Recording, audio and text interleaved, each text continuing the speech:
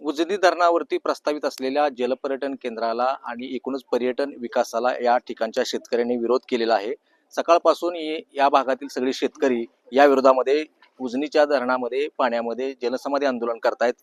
विशेषतः या भागातील महिला देखील मोठ्या संख्येने या आंदोलनामध्ये सहभागी झाले। माझ्यासोबत काही महिला आहेत। नेमकं आंदोलन तुमचं कुठल्या मागणीसाठी आहे? हे जलपर्यटन स्थळ दुसऱ्या गावात जरी गेलं तरी काही आम्हाला प्रॉब्लेम नाहीये किंवा फक्त इथं पहिलंच उत्खननासाठी आमच्या जमिनी घेतलेल्या आहेत आणि त्याच अजून पुनर्वसन कंप्लीट झालेलं नाहीये। तर परत एकदा आमच्या जमिनी घेऊन आम्हाला भूमिहीन करू नये एवढी विनंती।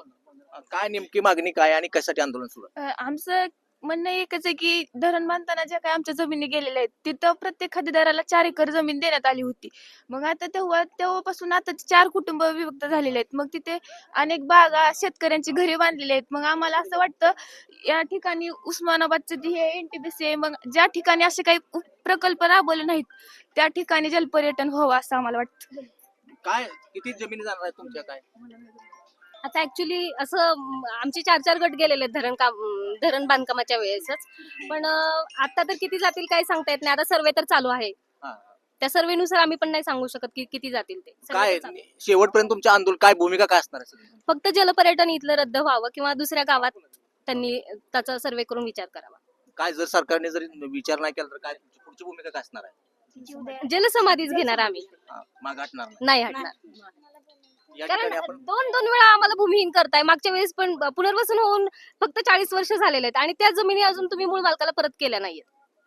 या ठिकाणी बघितलं की गेल्या 40 वर्षापासून भूमिहीन असलेले हे शेतकरी पुन्हा या जलपर्यटनामुळे भूमिहीन होणार आहेत।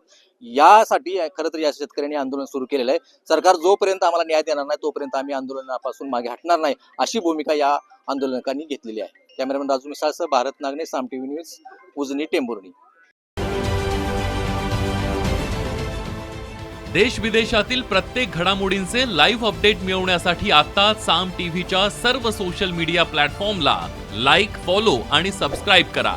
तसंच सर्व नोटिफिकेशनसाठी बेल आयकॉन प्रेस करायला विसरू नका।